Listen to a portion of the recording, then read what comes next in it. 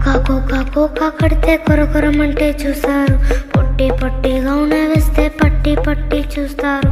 Cocoa కాదు కౌను కాదు కట్టులోన ఏముంది మీ కళ్ళల్లోనే ఎంత ఉంటే మీ మగ బుద్ధే వంకర బుద్ధి. అంటావా అమ్మవా అంటావా అమ్మవా అంటావా అమ్మవా అంటావా అమ్మవా. తెల్లగుంటే ఒకడు తెల్ల కిందులవుతాడు.